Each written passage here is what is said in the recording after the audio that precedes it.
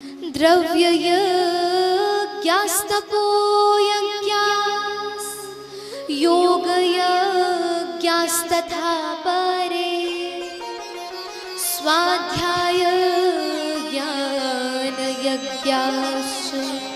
ते तु कर्म विसूचका।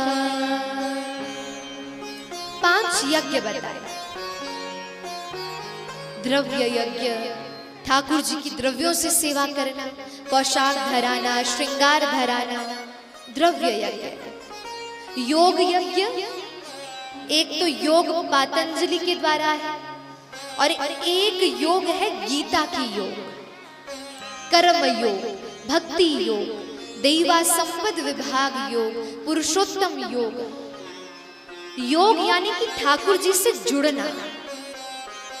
ऐसे 5 यज्ञ बताया, लेकिन सर्वोत्कृष्ट बताया सत्कर्म सूचको नूनम ज्ञान यज्ञ स्मृतो बुदय। श्रेष्ठ यज्ञ कौन सा है? श्रीमद् भागवत का यज्ञ।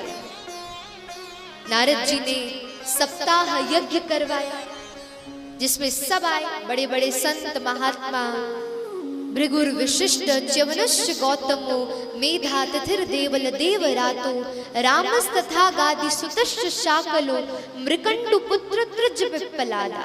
सब आए और खूब बढ़िया से 7 दिन का आयोजन हुआ। कथा सुनाई गई भक्ति ज्ञान वैराग्य के संकट को दूर करने के लिए। और जैसे ही कथा सुनाई 7वें दिन भक्ति सुतौ तरणौ गृहीत्वा प्रेमैकरूपा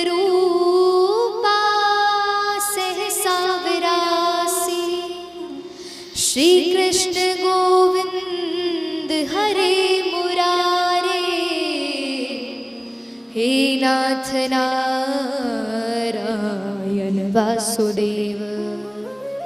और तभी आश्चर्य हुआ कि उस सभा गृह में भक्ति महारानी अपने पुत्र ज्ञान वैराग्य के सहित नृत्य करती हुई उपस्थित हो गई। जैसी भक्ति महारानी उपस्थित हुई, सब खूब उत्साह से जय जयकार करने लगे, भक्ति महारानी का जय घोष करने लगे, ठाकुर जी का जय घोष करने लगे। और यहाँ पर महात्मा का प्रथम खंड विश्राम लेता है। अब शीघ्र शीघ्र सुनाओ।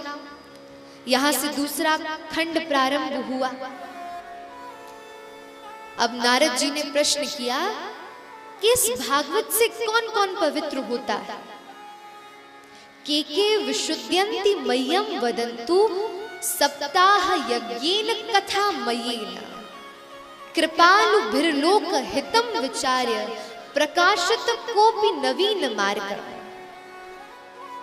तब निवेदन किया गया कि ये मानवा पाप कृतस्तु सर्वदा सदा दुराचार रता विमार्गगा क्रोधाग्नि दग्धा कुटिलाश्च कामिन सप्ताह यज्ञेन कलौ पुनन्ति। बहुत बड़ा पापी हो, बहुत बड़ा क्रोधी हो, बहुत बड़ा दुराचरण करने वाला हो, ऐसा व्यक्ति भी यदि संकल्पित होकर भागवत में आए तो वो पवित्र हो जाएगा। और सबसे बड़ी बात, माता पिता से द्रोह करने वाला वो भी पवित्र हो जाएगा।